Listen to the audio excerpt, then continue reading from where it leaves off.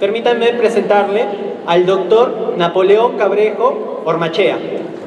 Es doctor en Derecho, maestro en Derecho Constitucional, docente en la Academia de la Magistratura, docente en el Centro de Altos Estudios Nacionales, docente de posgrado en la Universidad Nacional de San Marcos, Universidad Nacional Federico Villarreal, Universidad San Martín de Porres, consultor para América Latina y el Caribe, docente en el Centro Internacional de Derecho Humanitario de las Fuerzas Armadas, asesor nacional en el Jurado Nacional de Elecciones, el cual nos ilustrará con su ponencia sobre el referéndum nacional y el derecho a la participación ciudadana, al cual pido que pase adelante y le brindamos muy fuertes aplausos.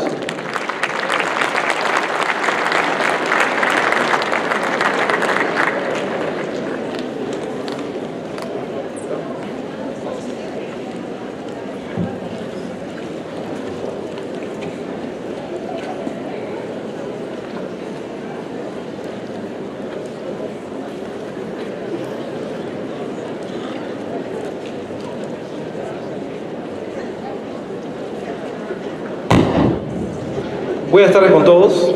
Agradecer la invitación en esta ocasión para el cuarto CONEDE. Agradecer también a la presidenta de la comisión organizadora de este Congreso Nacional de Estudiantes, que cada año se viene fortaleciendo con nuevos temas de investigación que contribuyen a la formación académica de los estudiantes. De manera muy particular voy a empezar esta parte motivacional y luego haremos algo de derecho constitucional para luego finalmente terminar en el campo electoral. Para ustedes les pregunto, ¿los ricos gozan de su tiempo o compran tiempo? ¿Gozan de su tiempo o compran tiempo? Los ricos, señores, compran tiempo. ¿Y por qué compran tiempo? Porque los ricos no están viendo la televisión cuando almuerzan.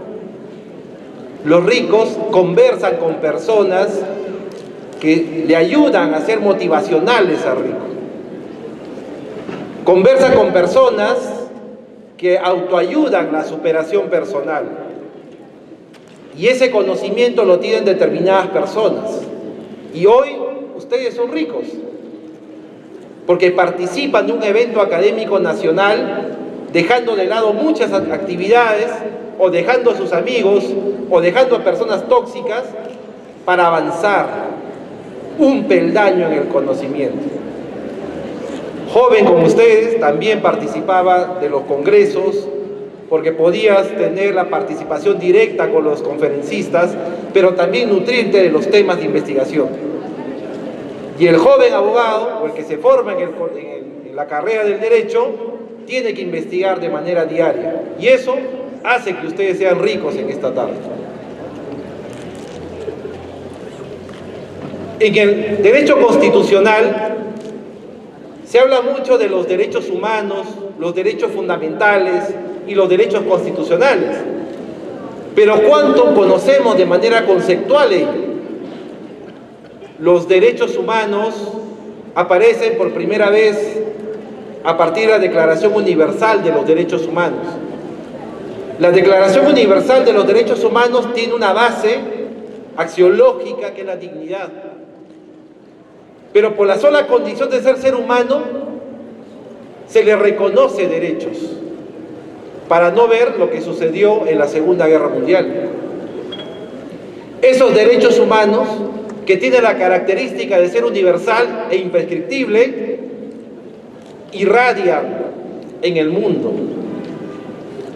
Lógicamente, esta Declaración Universal es vinculante para todos los estados, pero al ser vinculante para los estados, se complementan con otros pactos, tratados o convenios internacionales, como el Pacto Internacional de los Derechos Civiles y Políticos, el Pacto Internacional de los Derechos Económicos, Sociales y Culturales.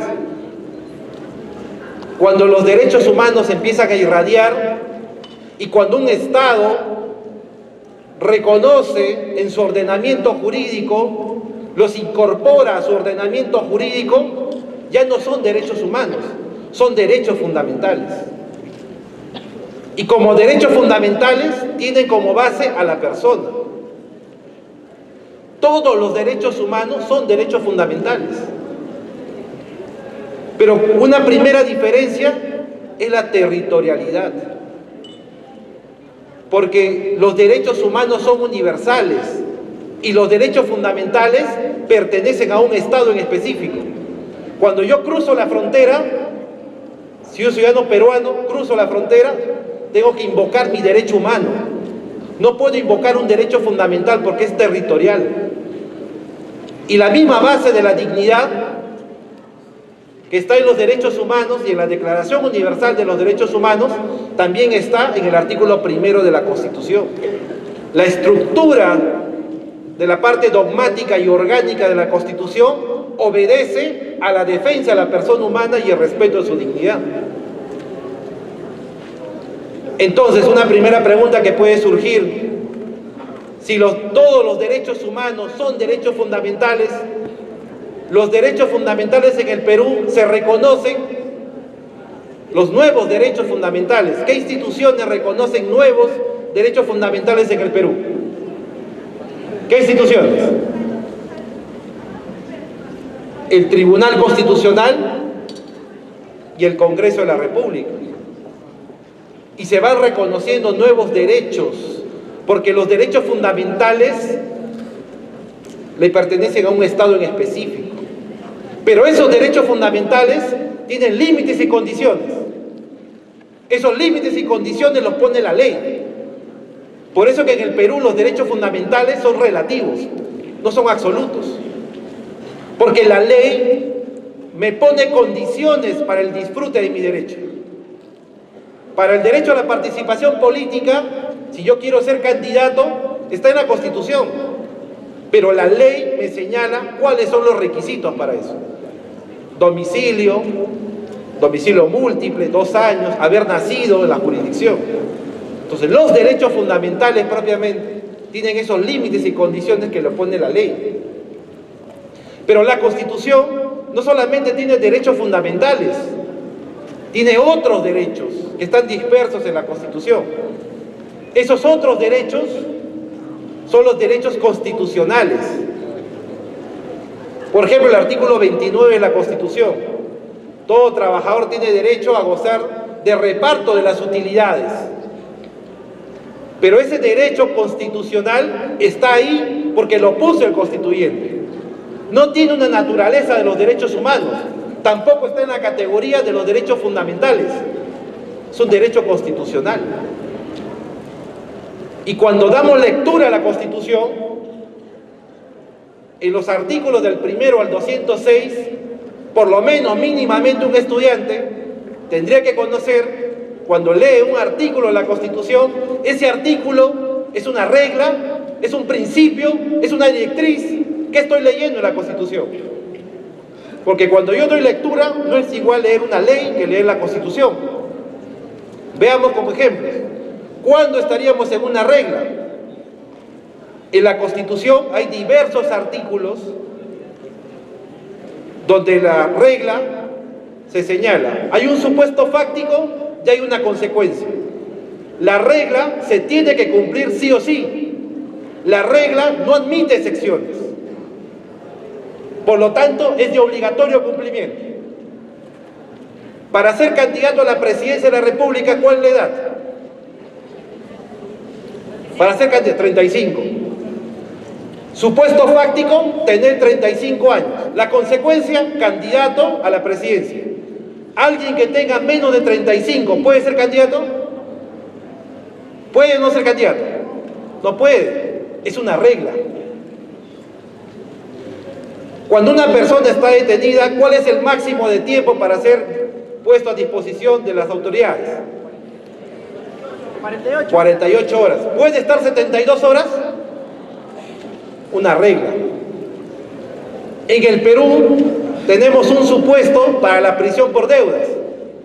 ¿Cuál es esa? La prisión por deudas. Por alimentos, ¿no? ¿Me podrían encarcelar por otra deuda que no sea alimentos? Es una regla. La Constitución en los diversos articulados tiene reglas que se tienen que cumplir. y no hay excepciones. Pero la Constitución también tiene principios. Y aquí, siguiendo a Dworkin, siguiendo a Zagrebelsky, podemos señalar que cuando ahí donde dice principios, hay que entenderlo como derechos. Y la Constitución tiene derechos humanos que son derechos fundamentales propiamente y derechos constitucionales. El derecho a la salud, ¿es un derecho humano o un derecho fundamental? ¿Un derecho humano o un derecho fundamental? Es de los dos, señores. Porque el derecho a la salud, ¿dónde está? En el Pacto Internacional de los Derechos Económicos, Sociales y Culturales. Pero también es un derecho fundamental propiamente. El derecho al agua potable, ¿es un derecho humano o un derecho fundamental? Al agua potable. Es un derecho fundamental propiamente. Entonces, cuando hay un conflicto de derechos, se tiene que resolver por la ponderación. Pero también la Constitución tiene directrices. ¿Qué es una directriz? Es todo aquello que el constituyente no terminó de redactar. Y todos los detalles están en leyes de desarrollo. Por ejemplo, el presidente de la República no puede ir a una reelección inmediata. Y la ley orgánica de elecciones dice que sus familiares, en cuarto grado de consanguinidad y segundo de afinidad, no pueden ser candidatos inmediatos. El artículo 200 habla de las acciones de garantía y que el habeas corpus interpone contra la violación o la amenaza a la libertad personal. Pero todo lo demás lo desarrolla el Código Procesal Constitucional. Plazos, modo, tipos de derechos. Una directriz. Y en la Constitución también nos dice, ¿no? El Estado protege al trabajador frente al despido arbitrario. Pregunta, ¿el Estado de qué manera protege al trabajador frente al despido arbitrario? ¿Dónde lo encuentro? Porque la Constitución me ha dado normas generales. Está en leyes de desarrollo. Indemnización o reposición. Entonces, cuando yo leo la Constitución, voy a encontrar reglas, principios y directrices. Uno de esos lo tenemos en el artículo 31 de la Constitución.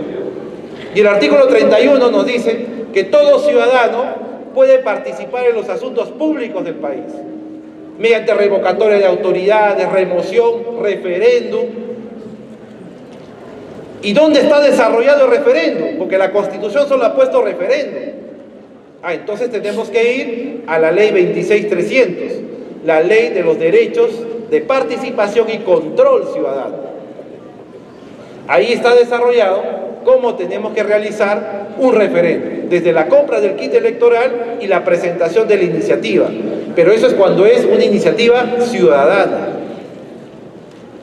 Hoy en día tenemos este debate de referéndum que se va a realizar el día 9 de diciembre y que ya fue convocado por el presidente de la República.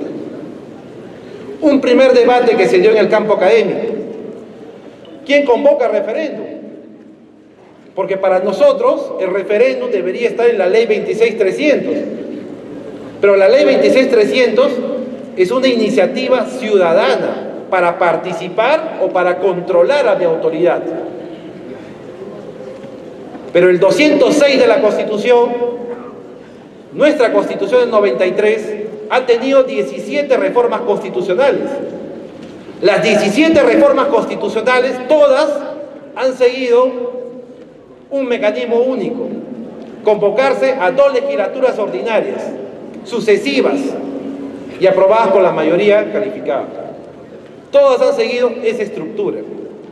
Pero por primera vez, a partir de la Constitución, vamos a tener un tipo de referéndum diferente. Un referéndum de ratificación de la reforma constitucional, donde un 50% lo hace el Congreso y el otro 50% lo hace el pueblo. El pueblo, que es el soberano, artículo 45 de la Constitución, es llamado a participar de manera directa para aprobar, en este caso, la reforma constitucional. Ese es el primer mecanismo que vamos a utilizar, o la primera experiencia, a partir de la Constitución del 93. Entonces sí tenemos un referéndum que se puede dar por iniciativa ciudadana, la ley del FONAVI. También tenemos la propia reforma constitucional sin referéndum, 17 veces. Y ahora, mitad Congreso, mitad pueblo. Por lo tanto, el presidente de la República es el que convoca un referéndum de ratificación de la reforma constitucional. Porque el referéndum de iniciativa ciudadana lo convoca el Pleno del Jurado Nacional de Elecciones. Y está la norma, 9 de diciembre. Y ahora también salió la convocatoria a la segunda vuelta regional, donde Arequipa tiene segunda vuelta. En la misma fecha, segunda vuelta regional y referéndum, que lo vamos a comentar hace un momento. Por lo tanto, el artículo 31 de la Constitución, como una directriz, lo ha derivado para poder señalar en otras leyes cómo desarrollar el referéndum. Y acá viene la primera cuestión en debate académico. Sí tenemos una ley para el desarrollo de referéndum de iniciativa ciudadana, pero no tenemos una ley para referéndum de ratificación de la reforma constitucional. Pero como los plazos se apremian y como el actor principal es el gobierno y como tenemos que sacar adelante el referéndum, salida de la interpretación electoral.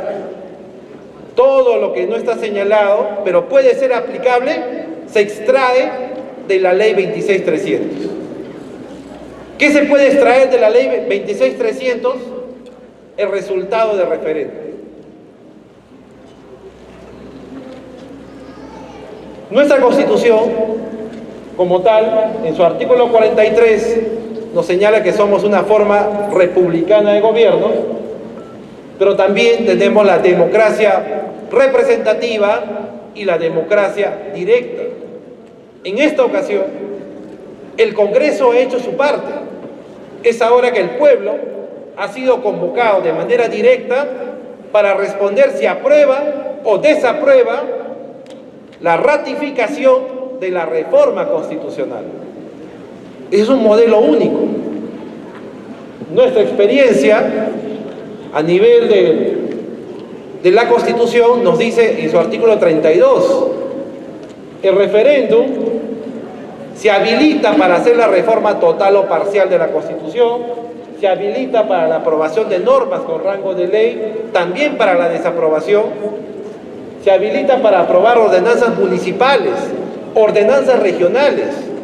Si la ciudadanía se organiza, compra su kit electoral, presenta su iniciativa de ordenanza municipal y esta tiene que ser debatida en el Consejo, en las comisiones, luego llevada a ser votada en el Pleno del Consejo. Si el Pleno del Consejo desaprueba la iniciativa de ordenanza municipal o finalmente cambia el texto de la iniciativa, se puede someter a un referéndum distrital, a un referéndum provincial, a un referéndum regional. La ley 26.300 es del año 97. A nivel nacional, ¿cuántos referéndums distritales, provinciales, regionales para aprobar o desaprobar una ordenanza municipal o regional se ha tenido? 0. Hay que juntar firmas y luego empezar el camino, como lo hizo la Asociación de Fonavistas. El Fonavi, ¿por qué llegó a referéndum? A través de una ley. Juntó el 0.3% de firmas, presentó su iniciativa al Congreso, 8 modalidades para la devolución, fue al debate en las comisiones, se llevó al Pleno. El Pleno del Congreso le cambió la iniciativa. Cuando es una iniciativa ciudadana, no se puede desaprobar ni modificar, porque la consecuencia inmediata es el referéndum. Pero en el caso del referéndum de la ratificación de la reforma constitucional, como este es un referéndum atípico y diferente a la iniciativa ciudadana, el presidente de la República, siguiendo el artículo 206 de la Constitución, presentó su iniciativa, porque solamente, según el 206, para la reforma constitucional, total o parcial, tienen iniciativa el presidente de la República, el Congreso o el 0.3% de ciudadanos. Bien, el presidente presentó su iniciativa y el Congreso debatió la iniciativa y en algunos ha cambiado el texto del presidente. Eso no se podría cambiar si es una iniciativa de reforma de la ciudadanía. Se cambió. En algunos se dejó de lado la paridad de género, se insertó la censura, ¿no? Y se cambió la composición en algunas de las iniciativas presentadas, que lo vamos a conversar. Por lo tanto, a este referéndum de ratificación de la reforma no estamos acudiendo a los proyectos presentados por el presidente. Estamos acudiendo a ratificar o desaprobar los proyectos discutidos y aprobados por el Congreso de la República. Lo que ellos modificaron, lo que ellos cambiaron. Pero no se puede convocar a referéndum, según el artículo 32, para suprimir o disminuir derechos de las personas. No se podría convocar para tratar normas presupuestales o tributarias o tratados internacionales. Les pregunto, ¿se podría convocar un referéndum para aprobar la pena de muerte? Claro, porque eso vulneraría el derecho a la vida. ¿Qué tipo de referéndum tenemos? La primera experiencia la hemos tenido con la Constitución del 93. El constituyente aprobó el texto de la Constitución y convocó a la ciudadanía, convocó al pueblo para ratificar el texto de la Constitución. Por lo tanto, todos hemos sido llamados y convocados para aprobar el texto constitucional. El gran debate sería lo siguiente: si la nueva Constitución que se piensa aprobar más adelante solamente tendría que seguir el mecanismo del constituyente, o también tiene que ser constituyente más pueblo. ¿Cuál sería el mecanismo? Si la del 93 fue aprobado, constituyente más pueblo, ¿acá solo lo podría hacer el constituyente? Tendría que seguir el mismo camino, ¿no? Porque aquí no solamente hemos ejercido la democracia representativa, sino también la democracia directa. Y ese es el tipo de referéndum preconstituyente. Otro tipo de referéndum es el reformador. Cuando se reforma la Constitución, se puede también presentar iniciativas de reforma constitucional. Si el ciudadano organizado presenta una iniciativa de reforma y esta no es aprobada o es cambiada, puede someterse a referéndum. Y la única experiencia que está en camino es la de Alberto Borea, que está todavía en camino, porque falta que se discuta, falta que pase al pleno. El otro tipo de referéndum, la iniciativa legislativa, caso Fonavi. Los ciudadanos pueden presentar una iniciativa para aprobar una ley o para desaprobar una ley vía referéndum. El otro tipo de referéndum, para aprobar ordenanzas municipales y regionales, aprobar o desaprobar. Tengo que recolectar el 0.3% de firmas y presentar mi iniciativa en el Consejo Municipal o Regional. Frente a la desaprobación o al cambio de la iniciativa, se puede convocar a referéndum. Finalmente también tenemos el referéndum demarcatorio. En el 2005 ya hemos tenido la experiencia de unir 2 o 3 regiones. Y esto fue prácticamente un fracaso, no se aprobó. Pero tuvimos la experiencia de ese tipo de referéndum. Y el último, el referéndum ratificatorio. Ratificatorio de la reforma constitucional, que es la experiencia que vamos a tener ahora, el 9 de diciembre. Tiene ciertas particularidades, es cierto.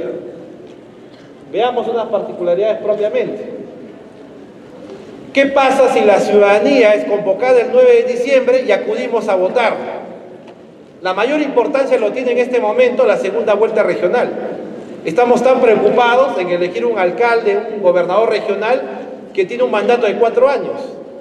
Y lo que no entendemos es que el referéndum traza una línea en la vida política del país, que cambia la norma fundamental, que si se aprueba la bicameralidad se tiene que cambiar 46 artículos de la Constitución, que implica todo un cambio por lo menos de aquí a 20 años en la Constitución del 93, pero un alcalde de 4 años. Entonces, si tomamos en consideración, veamos los aspectos del referéndum. Lo primero es que el referéndum puede tener un resultado aprobatorio. ¿Y cuándo estamos en un resultado aprobatorio? Cuando más del 50% más uno voten a favor del sí. No se tomen en cuenta los votos blancos ni los votos nulos, solamente los votos válidamente emitidos. Y válidamente emitidos es que se haya marcado la cruz o el aspa en el sí y en el no. Si el 50% más uno votó por el sí, será aprobatorio. Lo contrario, si gana el no, será desaprobatorio. Pero eso está en función del resultado. También puede ser nula las elecciones, cuando los 2/3 de los votos blancos o nulos superen a los votos válidamente emitidos. Pero hay un detalle técnico que tiene la ley 26.300.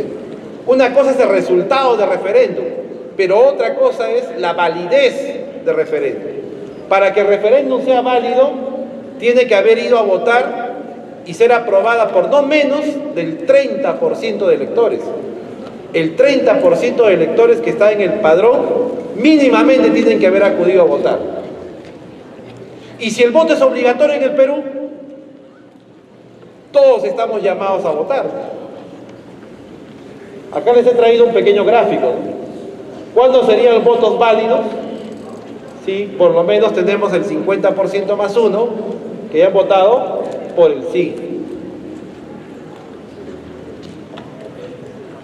Y acá vienen algunos temas académicos que entrarían en el debate constitucional y también electoral, que fue materia de una impugnación y materia de un voto en mayoría y un voto en minoría a través del Pleno del Jurado Nacional de Elecciones. Se ha convocado a referéndum y se ha establecido 4 preguntas, 4 temas a consultar. El primer tema, sobre la Junta Nacional de Justicia. Si se está de acuerdo con la reforma y la conformación de la Junta Nacional de Justicia, de lo que era antes el Consejo Nacional de la Magistratura. La segunda pregunta, sobre el financiamiento de las organizaciones políticas. La tercera pregunta, sobre la no reelección. Y la cuarta pregunta, sobre la bicameralidad. Ya se convocó. Tenemos 2 opciones, el sí y el no, con 4 temas a consultar. Entonces, en el referéndum nacional, como se ha convocado al proceso, tiene que haber ciertos lineamientos, porque se está juntando la segunda vuelta con el referéndum nacional. Y tiene que haber algunos tratamientos diferentes, por ejemplo, el padrón electoral. Y el Jurado Nacional de Elecciones ha señalado lo siguiente. ¿Qué lineamientos tenemos?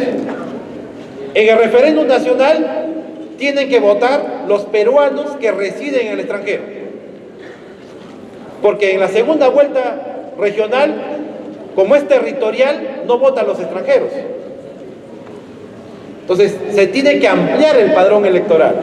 Ya se amplió el padrón y se ha incorporado a 900.000 peruanos de 38 ciudades que viven fuera del país. Segundo, se tiene que incorporar a todos aquellos jóvenes que cumplen 18 años al 8 de diciembre. Se ha incorporado también. Entonces no voy a pensar aquel joven que ahora dice, ¿no? Yo soy joven, que estoy cumpliendo 18 años y no he figurado en el padrón del 7 de octubre. ¿Eh? Por lo tanto, como no voté el 7 de octubre, ya no voy a votar en la segunda vuelta. Error, ahora sí votas. Tienes que verificar en qué mesa de votación vas a estar, porque el padrón se ha ampliado. Ahora hay una ampliación del padrón.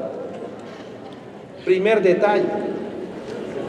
Segundo detalle, ¿quiénes son los actores electorales, los actores procesales? Porque en esta parte se tiene al gobierno, que es el principal interesado, y luego tienes al Congreso.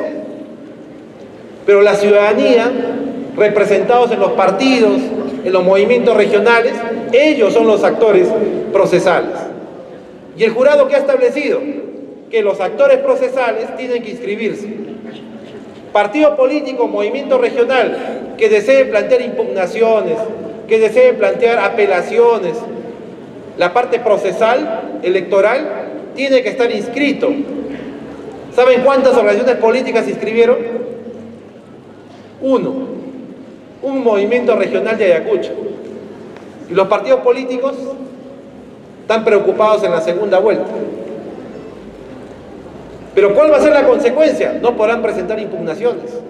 Podrán promover el sí y el no, pero no tienen actuación procesal frente a las instituciones del sistema electoral. Por lo tanto, se tiene que establecer un comité para un debate, comité a favor del sí, comité a favor del no. En otros países, cuando el gobierno es directo a su intervención, presenta un comité que representa al gobierno. Eso no se podría dar en el Perú, porque los únicos actores son los partidos políticos. Y habiéndose convocado a referéndum, y habiéndose convocado a segunda vuelta, hay determinados principios, como el principio de imparcialidad, el principio de neutralidad, que ningún funcionario puede hacer actividad política o campaña a favor de determinado candidato, mucho menos promover opiniones a favor del sí y del no. Y en televisión, ¿qué escucha? ¿Quiénes son los principales actores?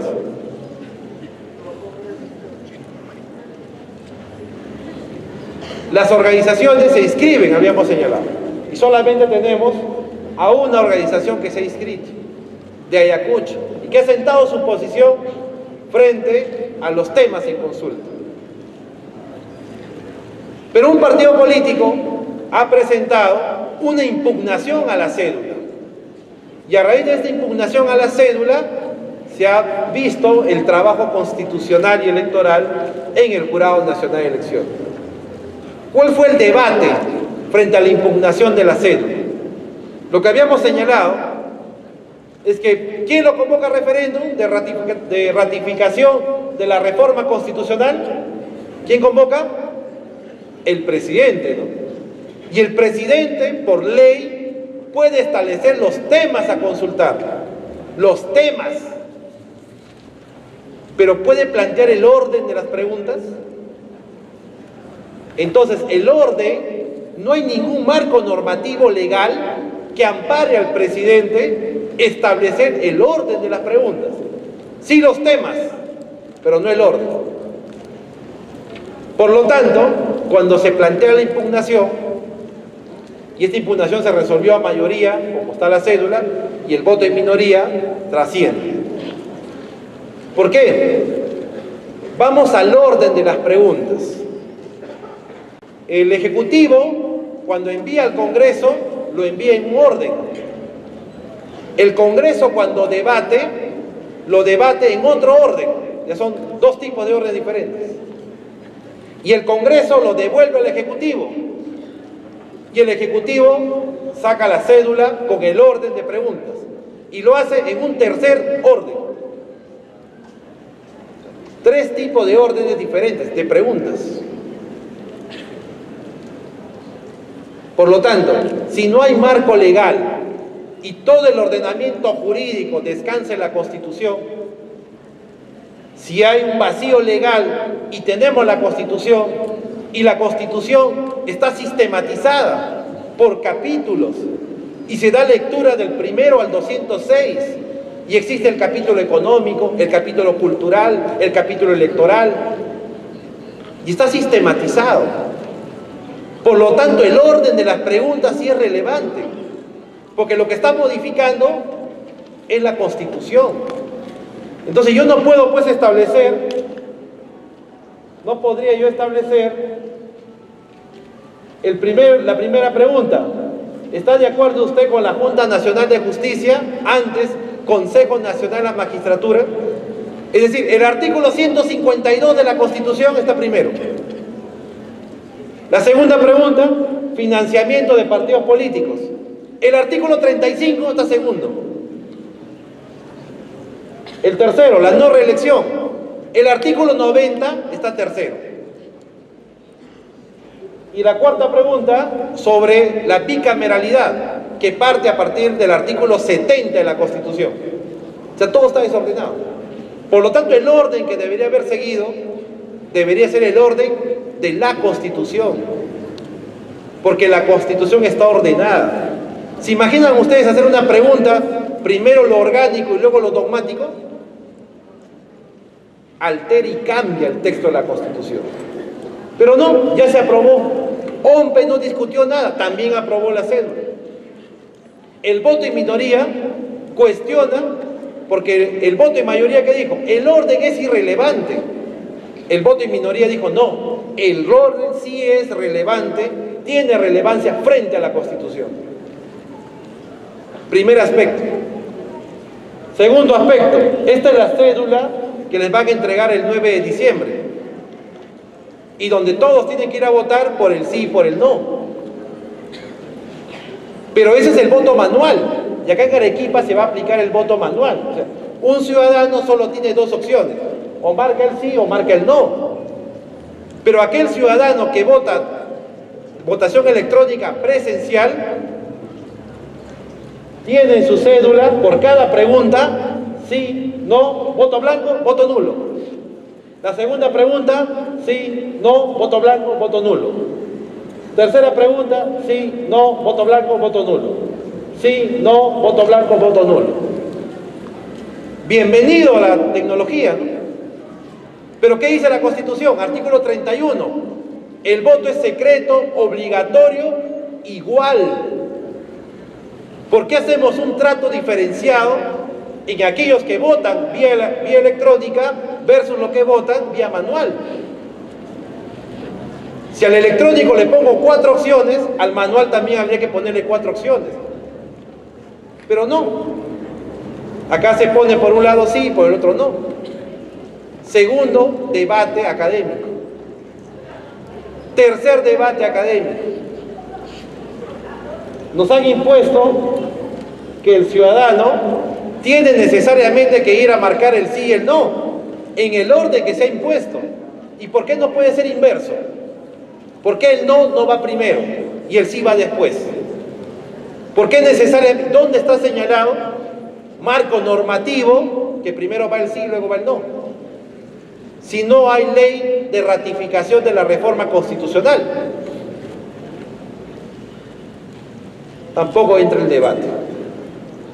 Cuarto tema para discutir y para investigar. En Colombia, dentro de la misma cédula de votación, existe una opción para el ciudadano. Si estoy en desacuerdo con las opciones que me han dado, por el sí y por el no, tengo la opción de marcar en la cédula el voto en blanco. Porque estoy en desacuerdo con las dos opciones. Y hay una tercera opción, el voto en blanco. Acá se entiende el voto en blanco, me dan mi cédula, lo doblo y lo vuelvo a meter en el ánfora. Eso es voto en blanco. Y con eso estoy expresando mi rechazo a las posiciones, ¿no? Ya Colombia ha progresado bastante para dar una opción adicional a la ciudadanía que está en contra del sí o en contra del no, y darle una opción en la propia cédula. Y a través de eso manifieste su conformidad o su disconformidad frente a las opciones que le han impuesto vía referéndum. Finalmente, esto no se ha aprobado. El voto de mayoría, ¿qué hizo? Aprobó la cédula como está. Se aprobó la cédula como está. Se aprobó el mismo orden de preguntas para que el 9 de diciembre tengamos elecciones. Pero ¿qué es lo que está pasando? Hoy en día han surgido opiniones desde el gobierno y opiniones desde el Congreso. ¿Y qué te dice el Ejecutivo? Señores, yo he presentado una iniciativa y el Congreso me lo ha modificado. Y como el Congreso me lo ha modificado, tienen que marcar sí, sí, sí y no. El último en el no. Y luego el Congreso, ¿qué dice? No, tienen que marcar sí, sí, sí, 4 veces sí. Porque el gran debate está en la bicameralidad. Y la ciudadanía tiene que entender que si esta opción, por ejemplo, opinión académica, si esta opción triunfa, la bicameralidad, ya no podemos discutir la bicameralidad de acá a 2 años más. Y lo que se estaría ratificando es la unicameralidad. Y cuando alguien quiera cambiar la Constitución o nuevamente presentar una iniciativa para la bicameralidad, ya no lo podría hacer solamente vía la reforma. Tiene que convocarse a referéndum, porque el pueblo ha señalado no a la bicameralidad, sí a la unicameralidad. Por lo tanto, para el 2021, lo que vamos a tener, si esta opción se mantiene, es la unicameralidad. ¿Y el Congreso qué es lo que señala? Tiene que haber 4 veces sí, porque ¿quién puede ser senador? Senador solo puede ser el que ha sido congresista. Por lo tanto, hay que marcar el sí. Pero no lo pueden hacer porque ya se convocó un proceso electoral y tiene que haber neutralidad e imparcialidad. Y por el tiempo, simplemente voy a señalar lo siguiente. Este proceso electoral ha sido convocado para el 9 de diciembre. Por lo tanto, tenemos 2 procesos electorales en un mismo día. Por lo tanto, ciudadano que no va a votar va a tener doble multa. Multa por no votar en la segunda vuelta electoral y multa por no votar en referéndum. Y si ha sido miembro de mesa y no fue, multa por no ser miembro de mesa en segunda vuelta con 207.50 y multa también por no haber votado, tanto por el referéndum nacional y por la segunda vuelta electoral. 2 multas en un mismo día. Y ustedes saben que la multa electoral condice la muerte civil. Ese ciudadano no puede realizar trámites notariales, judiciales, registrales, ¿no?, a nivel del ordenamiento jurídico. Es un muerto civil. Porque el voto es obligatorio y por lo tanto tiene que cancelar la multa señalada. Por lo tanto, yo he traído estos debates académicos que estamos trabajando, que es bueno que los estudiantes conozcan, que es bueno que el estudiante pensante, que en este momento adquiere conocimientos, sepa la importancia que se tiene frente a un hecho histórico que va a marcar el referéndum de ratificación de la reforma constitucional que está en debate y que se está viendo oculto por la segunda vuelta electoral. Esto es importante y un estudiante de Derecho cobra con mayor fuerza que tenemos que ir viendo cuáles son los aspectos que van a reformar nuestro texto constitucional en adelante con miras al bicentenario de la República. Muchas gracias a todos ustedes.